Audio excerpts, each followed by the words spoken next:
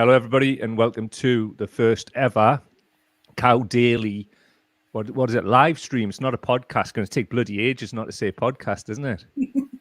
But it kind of is a podcast if you're listening to this on Spotify or Apple Podcasts or anything like that. Full disclosure, I had a bowl of soup and it had a bit of goat cheese in it just before we went on, and it's really clogging up my throat. So apologies if you can hear clicks and pops that are coming from my throat, but I'll try and work through it. Alice, how you doing? Exhausted, hostile. Hostile. Same as usual. Have you got? Can you tell us why you might be hostile today? After when you've just had one of them days where it's just been complete bullshit from the minute you've opened your eyes, and then like up to this current moment, which is just like me trying to like decompress. I'm only just getting over booster brain fog as well. So if anybody watched the live stream we did on Sunday and thought I seemed like even more of a space cadet than usual, then that was why. Because I'd had my booster and I'd had a really, really rough Saturday, and I was only just starting to get over it a little bit on by the time we hit Sunday. Yeah, man. Yeah. I couldn't really tell. I was feeling it a bit Sunday morning as well. It was a really stressy morning, and wasn't until like sort of later on in the show where I just felt like I was like coming round a bit. It might have just been a Sunday morning thing, I don't know. Or the dogs that I have, which I want to murder sometimes, which we spoke about on the phone earlier when I was trying to like do work for this, and they're jumping on us. Thing is, if anybody saw these dogs, you would get no supporters, like, because they are like the cutest things you've ever seen in your life. It's like they look like such angels. They're lovely most of the time, but if you want to get any work done working from home, good luck with yourself. Can you hear me all right, by the way? I can hear you absolutely fine. Can you hear me? Happy days. I'm just going to tweak something on the box because I've got some weird shit on the screen. Oh, no, don't want to do that. So you can hear me good? Yep. It's all good. I'm going to leave it alone then because as long as you can hear us, that's all that matters. If anybody's out there, please comment, like the post, but please do share the stream. Helps with algorithms and all of that kind of stuff. What would really like you to do is go to the pinned post on the Facebook page or the link in bio on the Instagram page. Sorry, that goat cheese is like really impeding us saying certain things. And there you will find links to the YouTube channel for the Cow Daily YouTube channel. It really helps if you watch this stream on the Cow Daily YouTube channel. Simply because we're trying to get the channel monetized as soon as we possibly can. And the way you do that is having 1,000 subscribers, which we've got, but also 4,000 watch hours, which seems like a lot. But if 100 people watched for blah, blah, blah, and there's the multiples, and we'll soon do it if everybody goes over there. And I see people have, because there's people dipped out and now they're going over there. So thanks very much. So if you could go to the YouTube channel, that would be absolutely tremendous. Today, what we're going to talk about is the biggest elephant in the room ever, Boris Johnson's succession of parties. And we're going to talk about the potential for a new party in the UK of the left. And talk a little bit about the actual state of the Labour Party. And there's some really good work being done, I think, in the last 24 hours by Evolved Politics, which we've got to show you on the screen, and talk a bit through that. Also, at the end of each segment, we'll be taking your comments as well.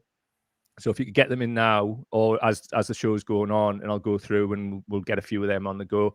Just we did the tests for those that didn't watch them or even did, and there was comments flying up a lot, and I think if we get them like in, it's really good, and we've really enjoyed like sort of bouncing off everybody.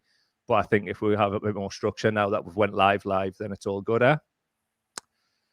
Sounding good there, Alice? Yeah, sounds good to me. Spot on. So Boris Johnson's, oh man, where do you even start with this dickhead? Well, what other than the wood chipper? The billionaire machine, as Cowstrigen posted the other day. Yeah, that was kind of funny. I was wondering if she's going to lose the page though. kind of saying out on there anymore.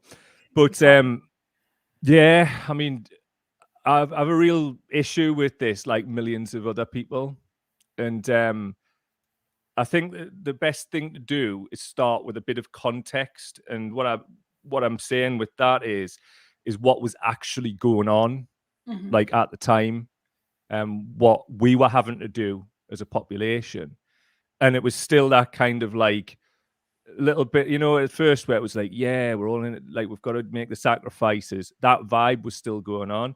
Yeah. But the context was we were being told to only meet one person outside. We were also subject to massive restrictions. There was a hell of a lot of deaths going on, and then we've seen so many heartbreaking stories, like on the news and everywhere else today, of family members coming out and saying, "Well, I just want his head on a spike," and that's deeply upsetting, rightly so. The Dominic Cummins Barnard Castle thing had not broken. That had not happened. And they're having a party with 100 people in Downing Street. Bring your own bottle. And was this like it was 55 minutes and an hour after it, you know, that they'd been announced that we can only meet one person outside as well, wasn't it? That's right. That's literally was. the So time frame we're looking the Met Police tweeted, and I think this was on the same day. You can relax, have a picnic, exercise, or play sport as long as you are on your own with people you live with, just you and one other person. Fuck right off. Well, yeah, because I mean, I was, you know, I was working from home at the time, and basically kind of really isolated at that point in time. But I remember that bit where it was, you know, you can meet one person outside, you know, which was really difficult to do depending on people's circumstances. I know people who were like going out and having to, you know, frontline workers who were having to go out and work 12, 13-hour shifts, you know, and that, you know, they had to be there like as part of their job, but then, you know, kind of coming back to an empty house and being told they can only see one other person, which probably wouldn't have been feasible anyway. So we're basically just going home and sitting there with nobody until it was time to go to work again. I mean, that was, you know, and they would, and that's what they were doing. Has there been any kind of response yet from from the Prime Minister about this yet? Well, or is he trying to persuade Carrie to have another baby in the next sort of 5 hours so we can look, my child, distract you? You know the other twat who brushes his hair with a toffee apple, Michael Fabricant. He's come out, and never a more appropriate name, the fabricating twat. He's come out and said, this was from his tweets today. Only they were invited to relax in the open air and closed. It's like fucking hell. I'm getting so angry even reading this shit, trying to justify this. And closed garden would not have increased the risk of contagion. No outside guests were invited at all. These people had worked incredibly hard on all our behalves on the vaccine program. I'd like to point something out before I bring you back in, Alice. The vaccine program didn't start for 6 months after this. Yeah, so I mean, so that's bollocks anyway. So I'm just recoiling at seeing Michael Fabricant's name, because like literally 10 minutes before we came on air, I was upset because I thought I had Michael Fabricant hair. So I was desperately trying to change it. Look at the syrup on it, man. Have you seen it? Look at the syrup on him. That absolute state, man. It's ridiculous. He's got like the proper "Can I see the manager" haircut, hasn't he? But no, I mean, yeah, that's a good point about the vaccine program there. You know, it hadn't been rolled out yet. Also, there wasn't a, you know, worked incredibly hard clause in all of this. You know, as I just said, I know lots of people who were working 1,000 times harder than they would have been. And actually, one thing we've learned through all of this, actually, you know, because this isn't just an isolated incident, is that nobody in that cabinet works incredibly hard. What they do is get absolutely twatted on champagne, you know, do a couple of lines in Parliament toilets to give themselves the courage to make policies that are going to devastate the rest of us. It's like, do they do any of this sober? is that from what I can see, they don't. Well, I've heard it argued quite like compellingly that like the capitalism runs off massive lines of coke. If you look back at the 2008 financial crash, there's a hell of a lot of beak flying around in the city, and obviously, as we know, what beak does, it suspends emotion, but also increases risk-taking behavior. I'd like to hear more about that. So if anybody has worked in that industry and wants to get in touch with us in confidence, please go to milkcowpodcast@gmail.com. Thanks. I'm just like, I'm trying to not lose me rag too early because I will never be able to get through this. I'm absolutely apoplectic with rage. Like the context, as I said earlier, is very important on this, isn't it? And it's like what we were having to do at the time and what we were being told like to do as well. And you know us, we're not naturals at being like told what to do, you know, but we'll do it if it involves like looking out for other people. That was my motivator back then, and still is. It's like, how would my actions affect other people? Because it would break me heart if I was to put anybody else in danger.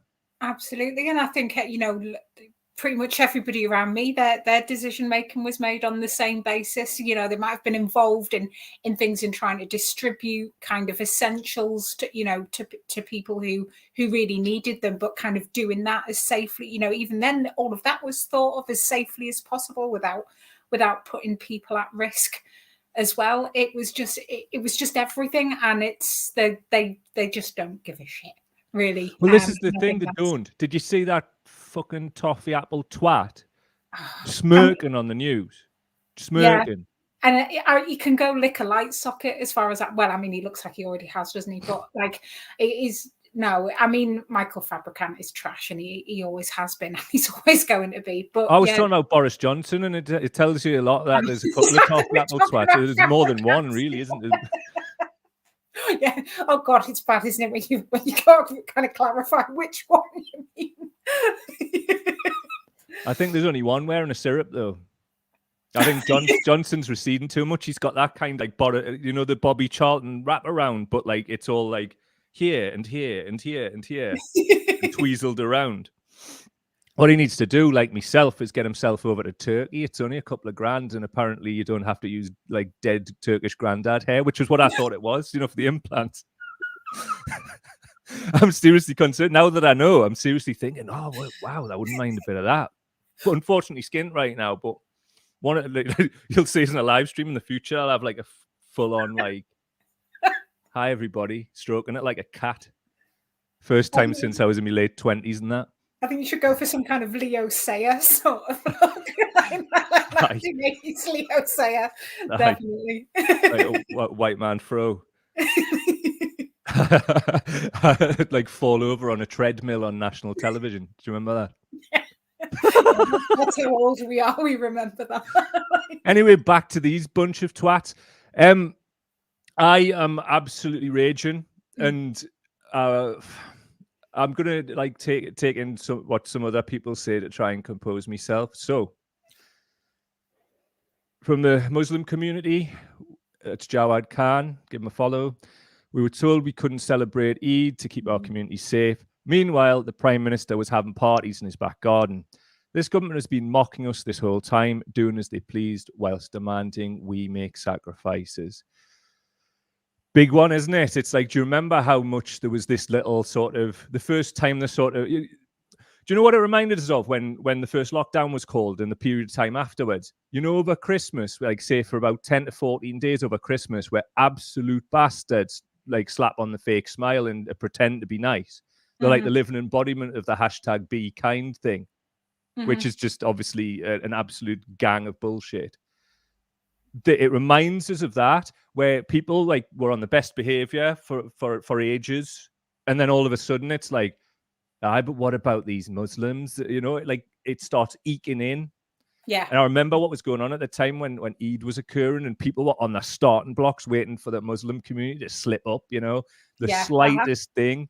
So somebody like on the way home from the mosque or something, either was three of them walking along, Yeah, no, that's a really good point, because I remember that as well, and there was lots of it going. There was lots of it going around, and kind of, yeah, I bet the Muslims can do what they like, and all the rest of it. But actually, no, that's what the case is that like our politicians can do what they like, the incredibly rich can do what they like, and what more are we going to let them keep doing to us? It's almost like again, this isn't the first thing that's happened. This is it's not even the 10th thing that's kind of come out, and that's not just parties. It's all the rest of it, and yeah, we're foaming and we're livid, and but there's a lot of people as well who are just kind of like, I think by this point they're just so fatigued with it all, are just kind of shrugging it off.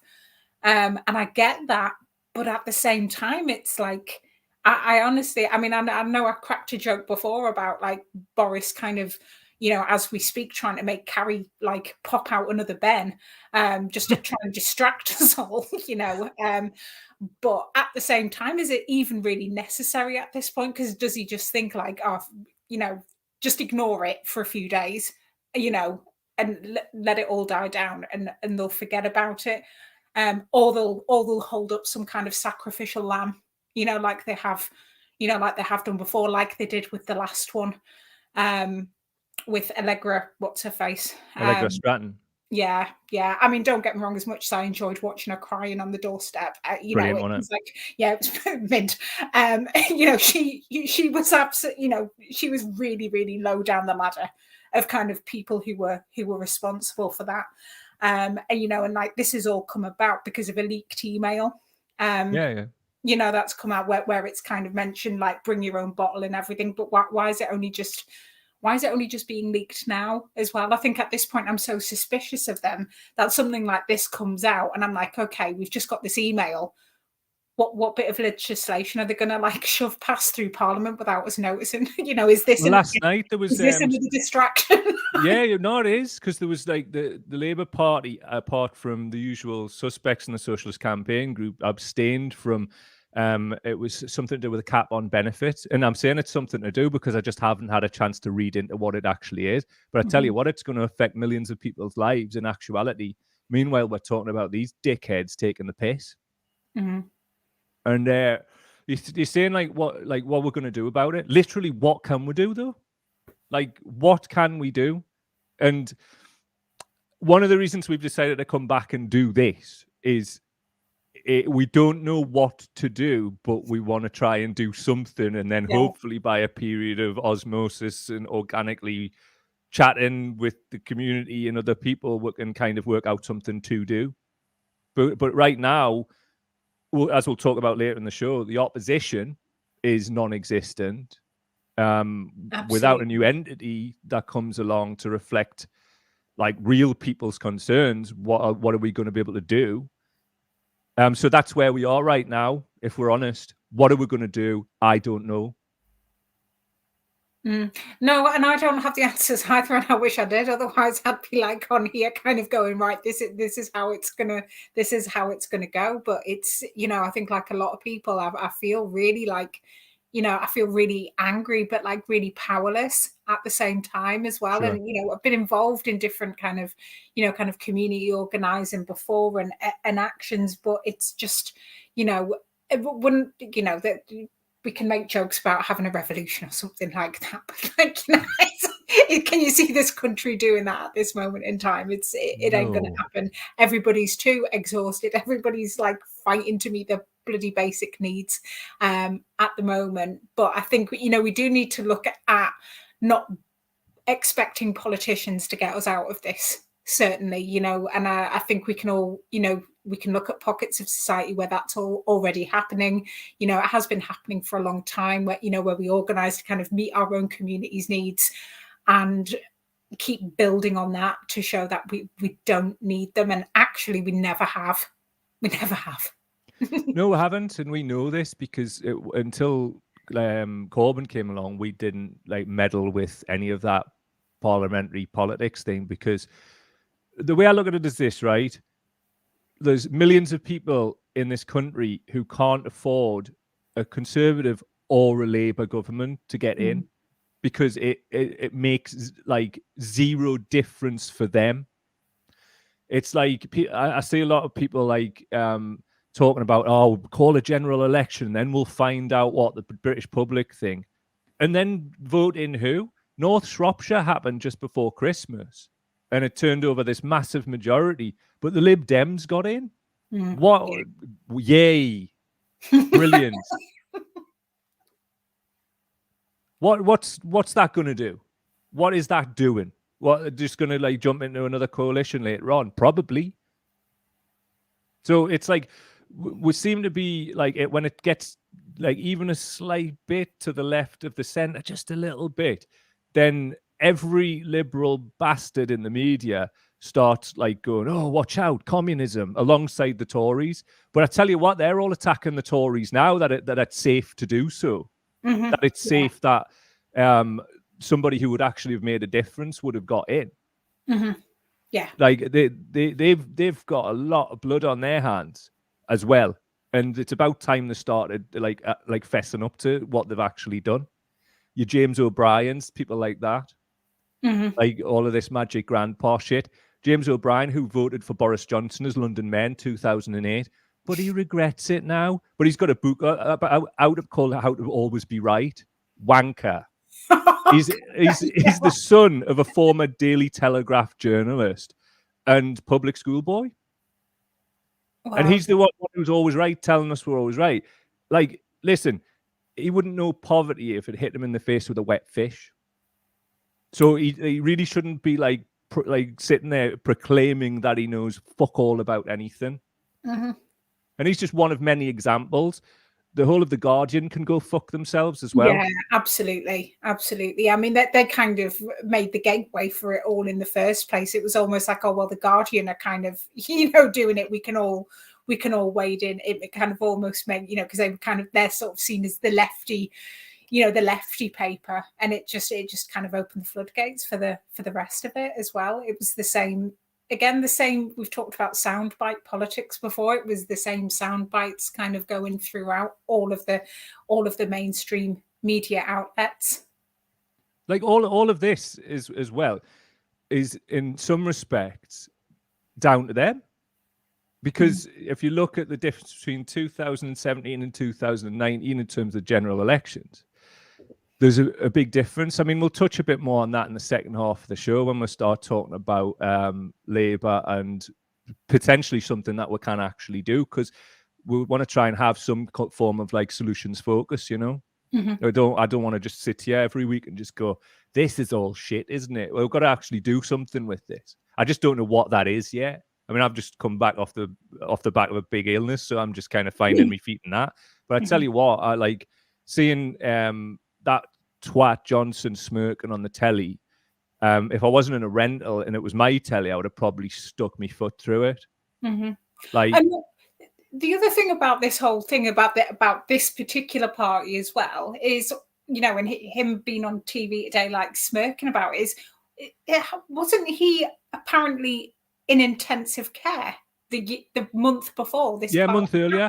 It was in the April, and the party was in the May, and he was like, obviously he was giving it all this kind of like little puppy dog thing, wasn't he? And like at the time we were saying, like that's a load of shite, isn't it? Like he had a light cold in intensive care, did we? Like, I mean, allegedly, whatever you want to say, but like given the fact that I've spoken to people with long COVID or like who'd had COVID just a few weeks earlier, you're not ready for no 100-person party in the garden. It's the last thing you're going to do. So there's some rabbit out. And we know he's a lying bastard, so it's not beyond the realms of possibility that allegedly he was swinging the lead, as we're saying, Gates said. Absolutely. And I don't normally go in for that kind of thing. And I think at the time I even like gave him the benefit of the doubt. I was just like, look, there's no way they're going to, they would have been able to pull that off, without kind of people finding out. So he must really be here, like, because I know there was loads of people kind of doubting it. But So, obviously as the pandemic's progressed, I know people who've been in intensive care themselves, and I know people who've worked in intensive care, and they certainly wouldn't have been, those patients wouldn't have been going to a party a month afterwards. Like, absolutely not. No, there's definitely, if he was there, I don't think there was any real need for him to be. It was, was it just because he was the prime minister and they were making sure nothing happened to him, or what? But he couldn't have been as sick as what intensive care patients are when they're in there. Like, absolutely not. That I can't believe. Yeah. Right, we're going to take some from the good people out there. Got one here. Lisa Gregory. Hello, Lisa. People will forget about it come election day. They let their greed take over and sneakily vote Tory. You make a really good point, and traditionally that has been a factor. And I think if the North Shropshire by-election before Christmas wasn't so close to whatever scandal it was last time, there's that many outrages every day. You just can't possibly compute the lot. But some heinous shit had went on, and that's why the people of North Shropshire voted in a Lib Dem up the revolution. Cheers for that, Lisa. Yeah. No, I mean, I don't think it's all greed. I think some of it is we're just, we have so much of the other, othering in the media, and like what we were talking about, Jeremy Corbyn. It was like all they had to say, when any criticism came of the Tories was Corbyn's a terrorist sympathiser. And it was just like, at this point, I'm still seeing people on social media, less and less, admittedly, who are going, yeah, but imagine how bad this would have been if Corbyn was in. It was like, are you being serious? Are you still clinging to that? Like, it's just ridiculous. Eat the rich. Big up Des Hunt. Check out Ancestor Leather Crafts as well. He makes a lot of like really cool old school stuff for TV series, like historical stuff. But he's quite right. Eat the rich, bring your own bottle. Rely on Jez for a brilliant comment. Cheers, like Jez. Yeah, no, agree. Joanne G, I live in a Tory heartland in despair. My heart does go out here. What else? I've got an MP who might as well be a Tory. He's not. He's not. Is it the one that I think it is? That guy. We know that guy. We know. Maybe we'll tell that story on a future show about what we did back in the day. It's that guy, isn't it? Oh God, it is that guy. It is. Subscribe to all of the things, because we will talk about this one day, but we just haven't got the time this week. But that was some hardcore business, wasn't it? Steve Jackson. Hello, Steve. Lovely looking dog there as well in your thumbnail. Depressingly accurate. Join us every week as we depress you in a really accurate manner. No, we won't. We won't. The whole point of this is that we're not going to let them get us so downtrodden. I know we are at the minute that we feel that we can't do anything about it, but I think kind of reclaiming our own joy and our own kind of mischief against them is really kind of what's key in this, and that we won't let them do that permanently. They might kick us down temporarily, but never for good. Correct. You're right. Yeah, I mean, there's a nice question here. Daniel Curtis. Hello, mate. Haven't seen your name for a while. Good to see you. Can our democracy really change anything? No. It's not fit for purpose. Right back at you, Steve. Depressingly accurate and too little. Oh. In its current form, let's be honest, it can't. And we will do a whole piece on this in the future, I think, because that is a really good question. So remind us on after this to write down Daniel's question in a future show. We'll do, can our democracy change anything, and try and get a balanced view. Yeah. But without a change to the first past the post system right now, probably not. But it doesn't mean shouldn't try.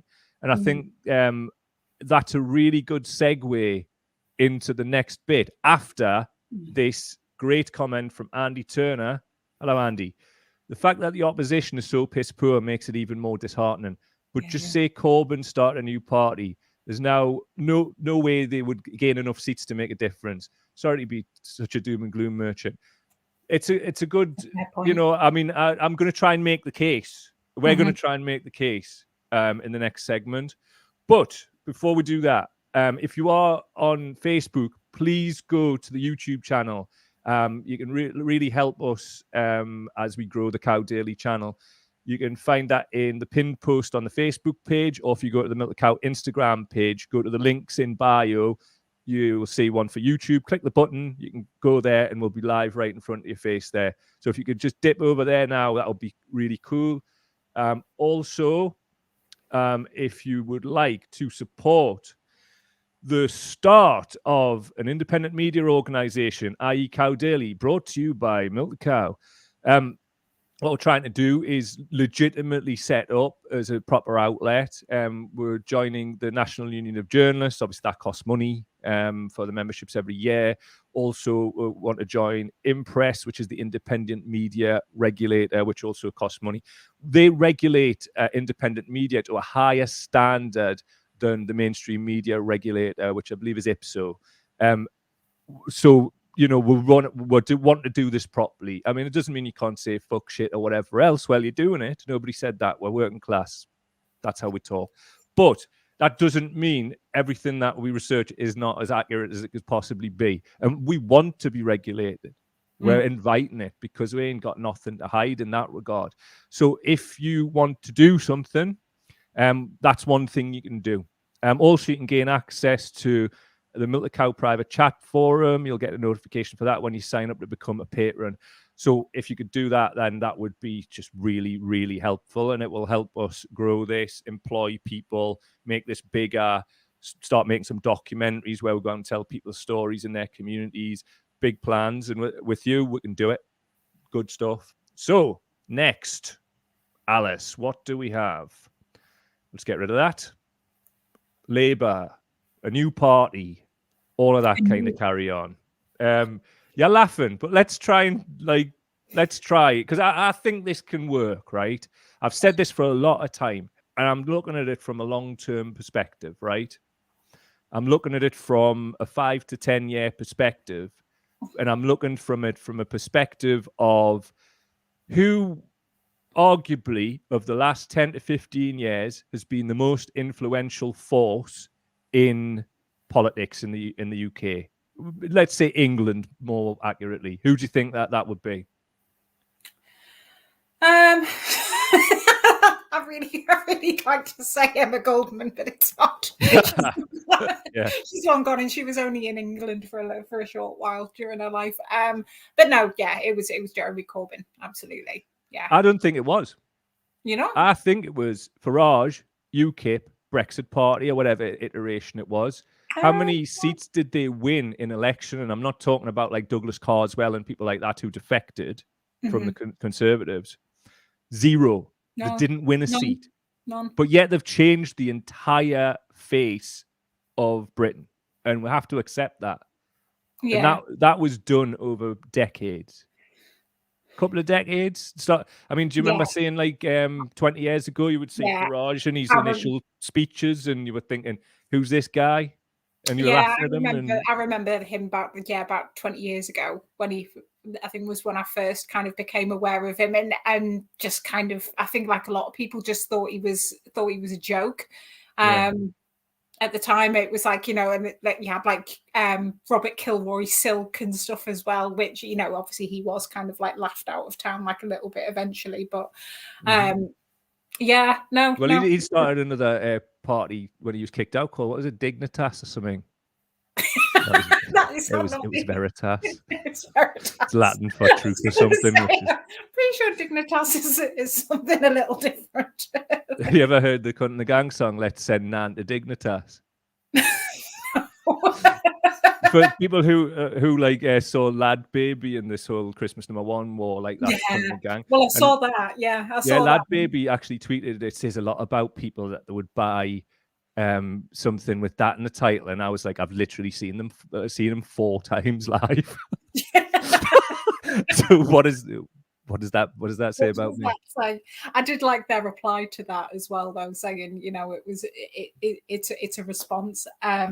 No, I think they although they didn't get to #1, I think they definitely won that one. Well, they're definitely the people's princesses, aren't they? So, in my opinion, I've actually had a bit crack with him after the shows and that kind of thing, and he came on the drink with after one of them as well.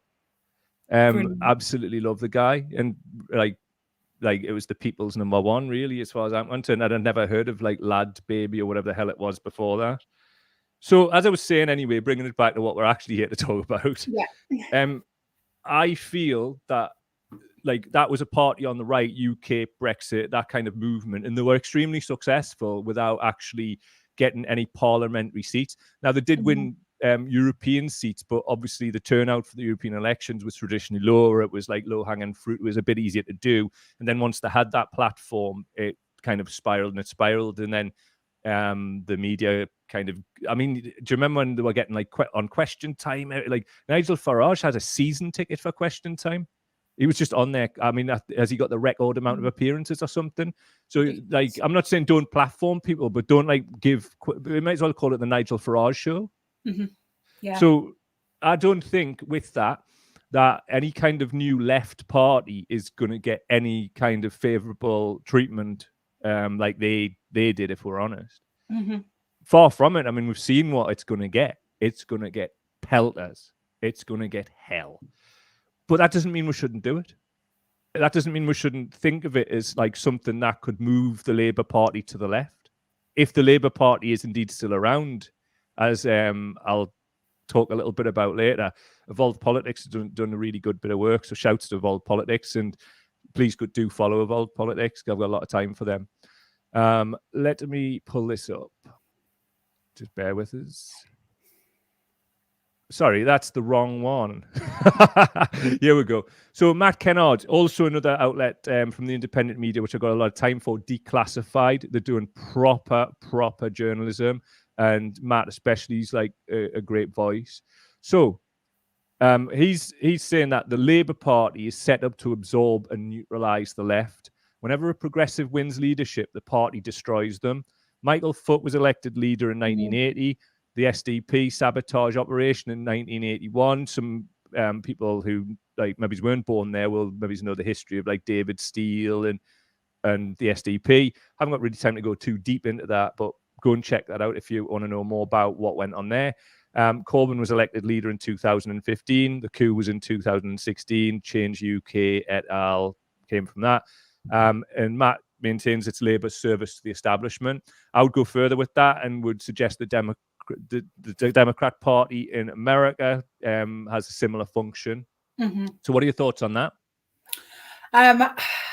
There's very little I can find to disagree within there. I've had similar thoughts to this as well. And, and this is coming from somebody who would always, kind of fought against party politics, but then, kind of coming up to the 2019 general election in the couple of years running up to them, kind of against, what I think was my better judgment. I decided to join the Labour Party. Mm-hmm. Which sounds ridiculous as an anarchist, and I do accept criticism of that. At the same time, I'll maintain, that the original Labour movement has its roots in anarcho-syndicalism. So it's actually not that weird to kind of say that I did that. And, but people watching might not know, I've had 2 family members close to me who had been sanctioned more than once before, who were very, very vulnerable people, and had told me that they wouldn't survive a third time, which was likely to happen. When you're watching somebody forced to go on a computer course despite them having fingers like, the fucking elder wand through arthritis, and the doctor basically saying, I don't want my patient using a keyboard because look at the state of their hands, and the state turning around and saying they have to, or they're going to lose every penny that they've got. Labour at that time, one of their promises was there would be an immediate end to sanctions. And although I don't normally go in for, kind of politician promises, that is a promise that could have been very easily kept. And, so based on that, it's like, yes, I don't believe in party politics, but we there's people who aren't if we don't do something, are not going to be around. And by the time the next general election comes, yes, we need to still keep building our movements and stuff and things like that, but we can't fuck around here, and for me, just on my own principles, I kind of felt like I had to do this, and joining the party as opposed to just voting that was about trying to keep Corbyn in, because they were already, we knew there were already moves to try and get him out there. And while I certainly didn't think and still don't think that Jeremy Corbyn is, the kind of savior of everything, absolutely not. It was important for him to kind of remain there at the time, because our worries were, that if they got somebody else in like Starmer, it would all go to shit. And guess what happened? So that's why I did it. And it's I'll never dip my toe into that again. We've kind of, I think me and you were discussing the other day about the possibility of him setting up another party, and I think I mean, come on, right? Are they calling it the Peace and Justice Party? Well, I mean, there's no confirmation that like this is actually going to happen. This was an article in the Daily Telegraph, and some of the criticisms of that is that, like, the Daily Telegraph have a direct line to Corbyn, but it could be seen as this, where quite often you would get like people's political opponents, they'll throw like a story and it's just got a spokesperson or insiders said, and the press never have to reveal their sources, do they? Strange. They're doing it to test, like, it's like putting a flag up just to see how people respond. Like, obviously there's been a huge outcry. There'll be like 10,000 socialists there if Jeremy Corbyn has to stand as an independent or even under the banner of the Peace and Justice Party. So I mean, you would expect them to call it the Peace and Justice Party if indeed this occurs. So is it the name you've got an issue with? I just hate it. I'm sorry. It's such a what do you hate about it? Because it sounds like that tent full of hippies at Glastonbury who you stumble when you're on it, like when you kind of you've just got out the hospital, a tent after falling in a swamp when you were full of ket, and the Peace and Justice people come in and take you into their tent and promise to kind of give you some food, and then by the end of it you've joined a cult. It just sounds a little bit like a bit soft and flowery, and so I'm not saying call it the party of mead and nettles or anything or anything like that, but I don't know, it's just the name put me off like a little bit. I mean, I'll never cringe. You've got a bit of a cringe vibe going on. Like, I do have a bit of a cringe vibe going on. I'll never ever, and I said at the time I left the Labour Party again, that I'll never ever join another political kind of party politics again. That's me done, and I don't care who it is at the helm of it. For me, it's not what happened to him. Yes, Jeremy Corbyn is not a saviour by any chance, but he's not a bad man. And in terms of politics, he's kind of quite a good guy. And we've seen that anybody with even a shred of integrity is not allowed to survive in our current system. It's not about him and kind of saying, oh no, he's done and anything like that. It's just existing within this system that we have. It's not going to work on that alone. No, it's not going to work on that alone, and none of it ever has. If you go back to the 1940s, when we kind of seen like a massive labour movement, and the start of the NHS, that wasn't just politicians fighting for us, and a really good set of people kind of who we voted in, and that was organised workers and kind of communities and stuff coming together that made that happen, that did kind of get behind some of them. And I think that's what we need to look at building if we've got even a cat in hell's chance of making things even a little understand bit better. And can I counterpoint this, right? I don't give a fuck if it's called the Care Bears riding a My Little Pony party in a cuddle puddle. I don't give a shit. I don't know. I don't care what it's called. I just know we need something. And what we need is something for us all who feel like beaten and abused and broken down to rally around. And I fully believe, right, that the only person who symbolically can make sense of that is a 72-year-old grandpa called Jeremy Corbyn, because there's just nobody else who like defines that moment in time. Now, if it did happen, I think there should be an open leadership contest. And you know, I think he'd get elected as leader, but I don't. The lad's knocking on. Now, the other side of it is, until very recently, until this article, really, I just didn't think it was ever going to happen, because in spite of him being all abused and everything like he has been, he's been a Labour Party lifer. And somebody was saying, I can't remember who it was, but they were speaking to him last year, and he was like very clear that it's still like change has to come from the Labour Party.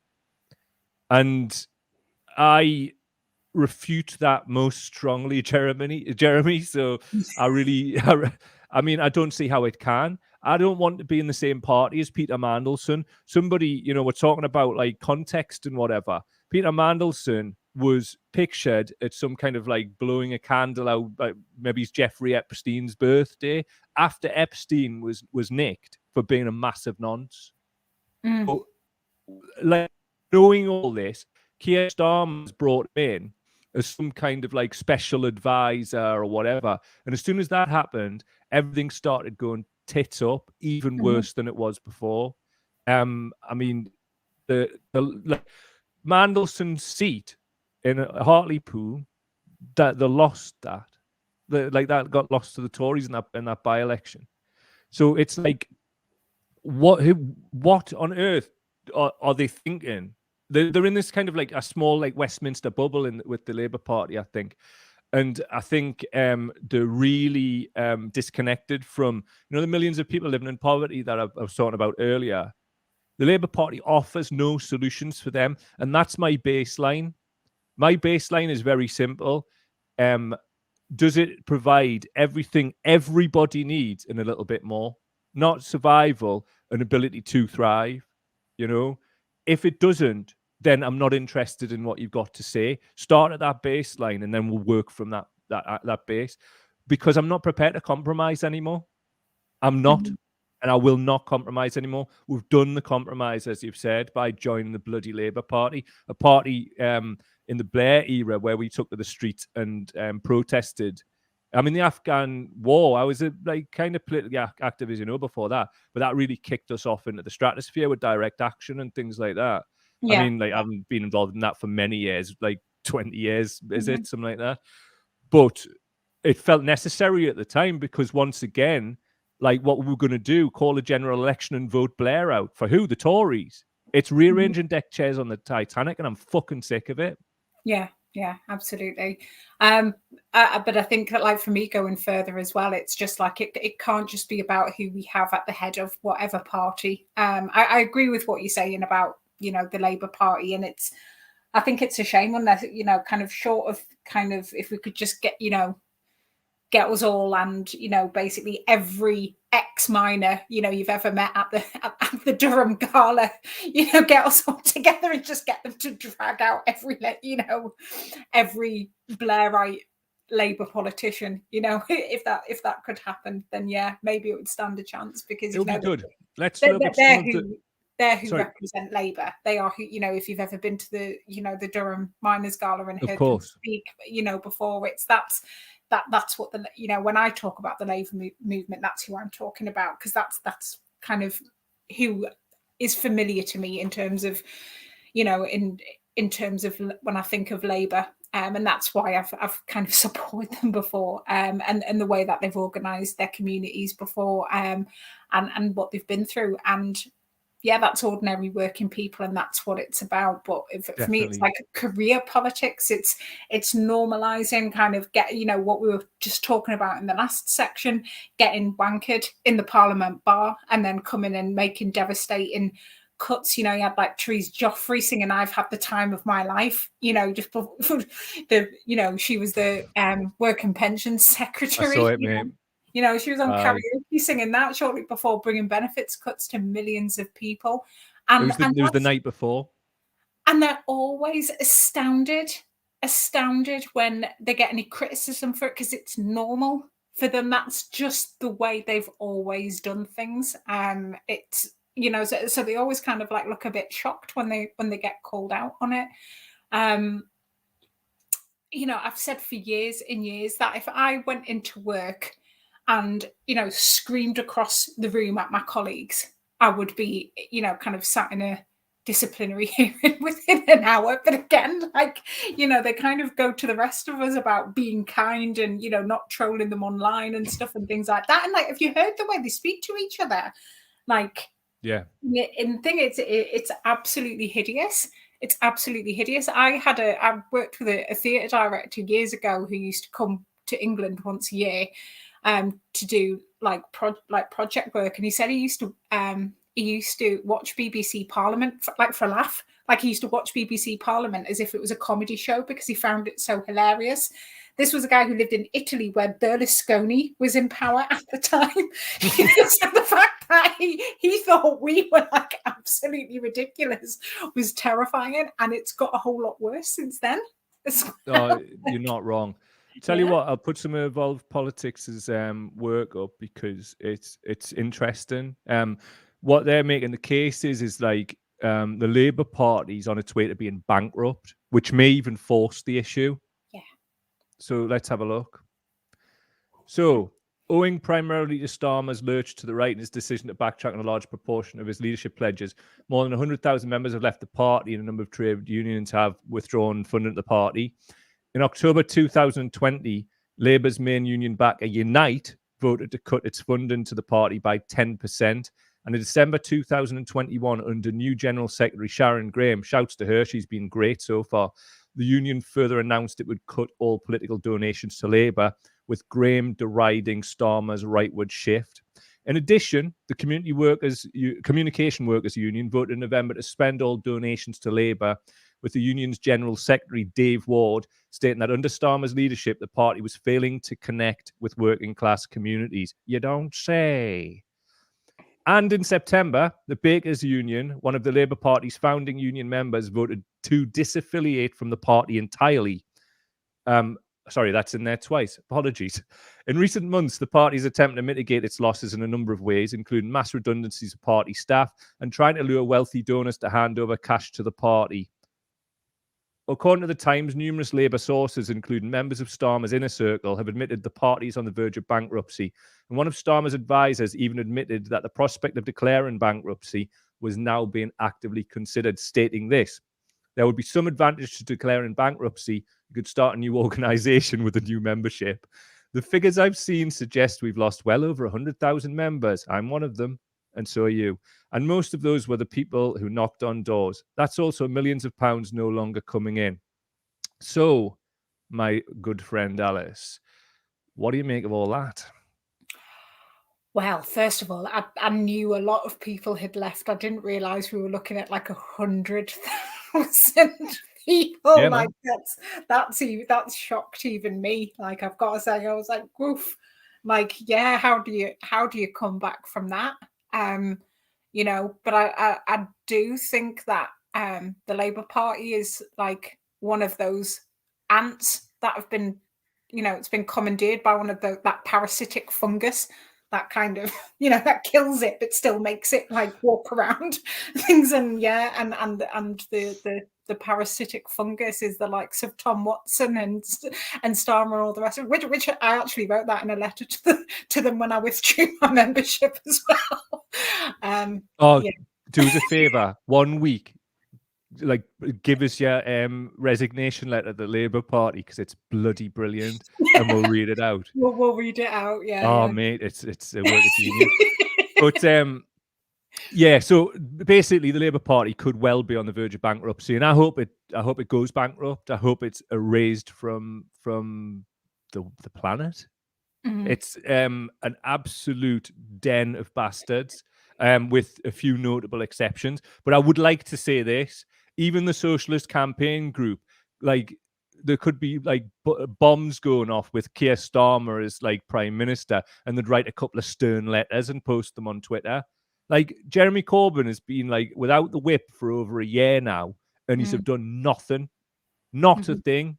Like, you've went, "Ooh, that's terrible," like on Twitter. a few tweets isn't doing it, man. Like, but at the same time, I really don't want him to get the whip back and all of that. I'd really like him to do what I want him to do, which he's probably not going to do.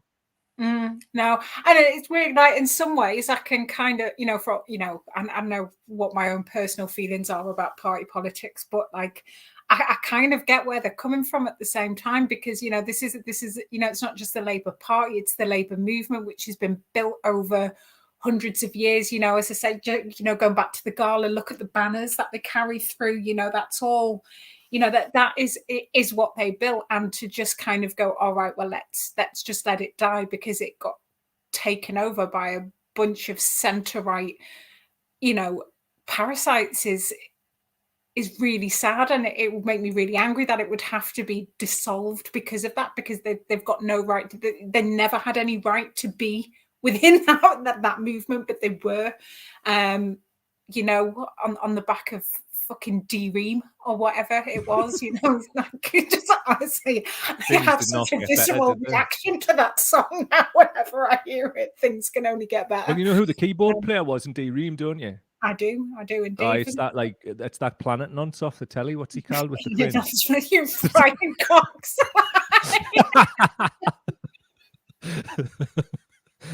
He was another one of these, like, tweeting the night before the 2019 election. I think, and I hope I'm not misquoting him, because I think it was him, but there's other. It might be that Simon Fringe who does the programs on the telly, Simon Reeve.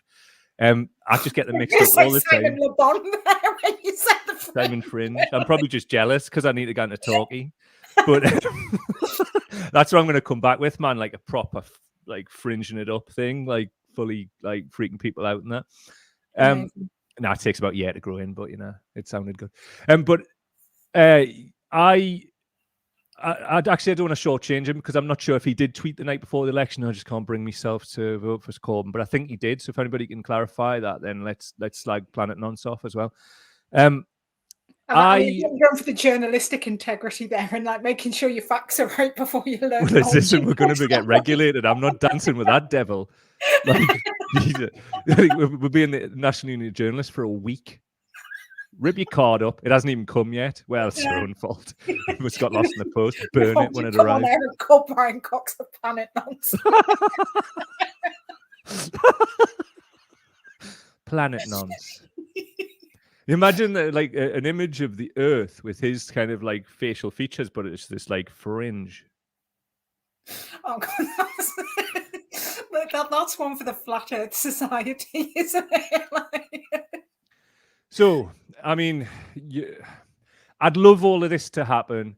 I think as a movement or a group of people or whatever we want to call it, like people who give a shit. I don't even want to say the left or whatever, because I don't know what that is. All I know is, like, good people and people who act in bad faith. It's generally one of those. I'm not really that arsed to a level about people's politics, as long as they're willing to have a dialogue about it. But what we're talking about is some of the worst people on the planet throughout this show, be they Tory or be they Labour. And it's arguable who I despise more at this point in time. I'm really not sure. Probably Labour, because I expect it from the Tories, and this is on the day of the Garden Party latest outrage and everything else they've done. I really dislike a lot of people at the minute, and it's something that I need to work on. And I think this is one of the things. We've been stuck in the house far too much, and we kind of still are. So this is part of why we're doing this, to kind of reach out to other people. Let's go to some of the good people out there and see what they've got to say. Lisa Gregory, why are the unions not in the streets? It's not COVID. Workers' rights have been stripped long before that. Great point.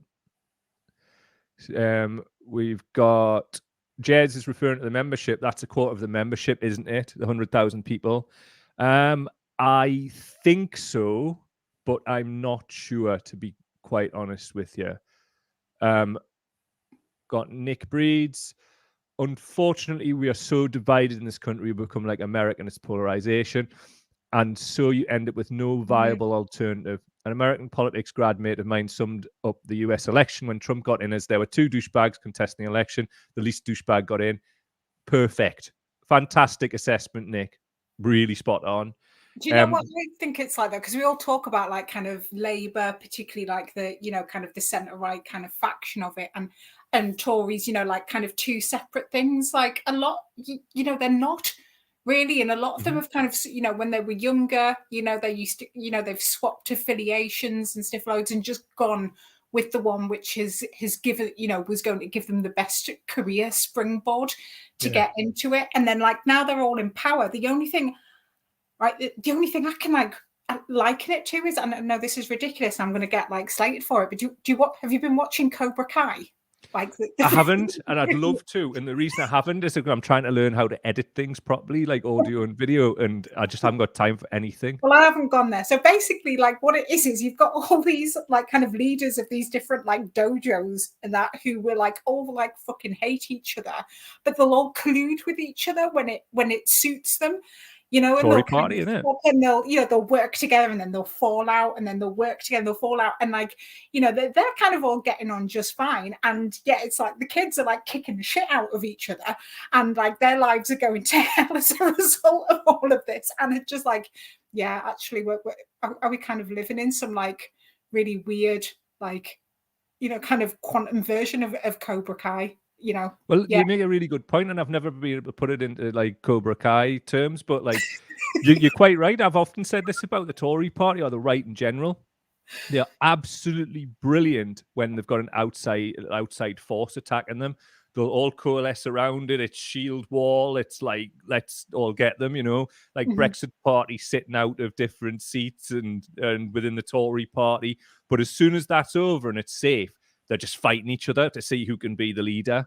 And I don't want to see any new movement or a new party like that. But I tell you this, like if it does happen, we need to definitely get on the front foot and on the attack.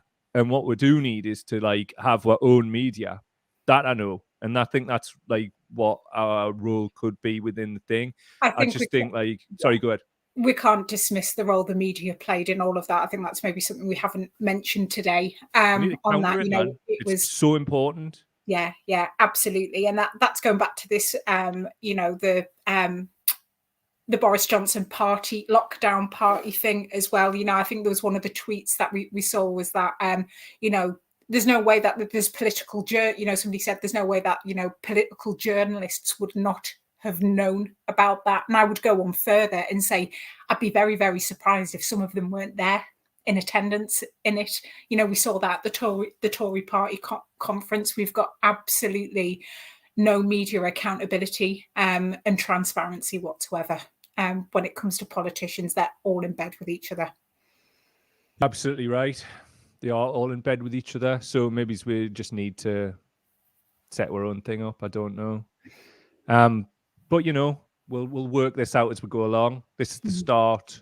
Hopefully we can all push on and rally around from here.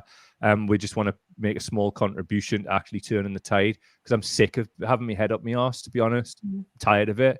Yeah, it's time to pull our collective heads out our arses, wipe the shit off it and crack on. Because we've had 2 years of like, we haven't even built a mourn 2019 properly because the COVID thing kicked in and then everybody's in survival mode. So that's still happening. The pandemic's still ongoing, as we know.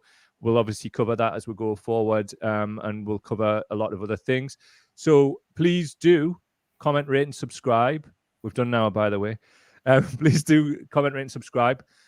We have Spotify now, so if you get your podcasts and audio stuff there, there'll be a feed. There's a feed cracking on. There's a pinned post on the Facebook page. It's got one of those link in bio links. You can click on that. It's got every Milk the Cow link. We're even going on TikTok, man. But not like I thought that. Honestly, thought TikTok, like for people like older people like us, like it was a bit nonsense. It's like all kids dancing, and it does me head in. But it's not just that. Apparently, like there's a lot of organic reach for this kind of content. So we're going to start uploading it to that once I've like nailed the edits and stuff. I still want you to do a TikTok dance though. If we get to 100,000 subscribers on YouTube, right? The very day that happens, I will do a TikTok dance and I'll put some right effort into it. And you know me, I cannot stand shit like that. I'll do it and I'll even try and smile. Yeah, please, can we have 100,000 people liking this? If you came here for the politics, but you left wanting me to make a twat out of myself with the TikTok, get yourself over to YouTube. links in the pinned post. Also Instagram, links in bio. You can find it there. Subscribe. Really, thanks for being here. The people that have been here. Yeah. For us, this is the start of something. We've put a lot of work into this over the last few months. We're not au fait with the technology, but we're getting there. And thanks to you, Alice, as well. Going forward, we'll be bringing guests in every week. Some you'll know, some you won't know. Also, there's podcasts coming out. Initially, early access for people on Patreon. You'll get early access for a week, and that's with already recorded with Sleaford Mods, Jake Hanrahan, Joe Glenton, Darren McGarvey, and I think there's like 10 or 11 podcasts or more even already recorded in the editing pile. So we're just working through them, and they're going to be going up from this week. So there'll be one up there, then it'll be going out on the YouTube channel. So please go to the YouTube channel, touch our bell so you get notifications. Touch our bell. Intentional partridge. And just follow on all the things. And then obviously when we get to 100,000 on YouTube, I'll do some mad twatty dance, and all will be well in the world. But it really does help us if you do watch this on YouTube, because as I've said previously, and I will keep saying this as the weeks go on, we'll get those watch hours, we'll monetize the channel. It'll probably last about 6 months before we get targeted by the far right and mass reported and ripped off the internet. So on that, we do have something called Odyssey as well, and all of the videos go over to there. So I haven't actually put the link in bio yet, but I will be doing that because I've got a big to-do list now that we're starting this. Think of this as starting a new organization. Cow Daily is a completely new thing, and the whole purpose is that we'll give you daily content, and hopefully, like obviously as the patrons rise, we can start employing editors, and also people can leave their jobs and do this full time, and all of that good stuff. And I tell you what, try and stop us when that happens. If we're doing this like 40, 50 hours a week, Jesus, can you imagine? It'd be brilliant. So I appreciate as well. It's just after Christmas. It's not the greatest time to launch stuff, but thanks so much to all the people who've signed up to Patreon. Absolutely love you, isn't it? Just really gives that like little bit of like heart that like this is going in the right direction. Also, thanks for tuning in tonight, everybody, and thanks for your comments. Audio files of this will be getting released as well. And also tell your friends about it, share the stream, because we're reach is getting throttled off like loads of spurious bands we had in the past. So if you could do that, happy days. Any final thoughts there, Alice? No. Again, thanks to everybody who's joined us in the comments. That's one of my favourite bits of the ones that we've done so far. And I look forward to seeing you all next week. Yeah, some fantastic comments, man. All the best, everybody. Take care. See you later.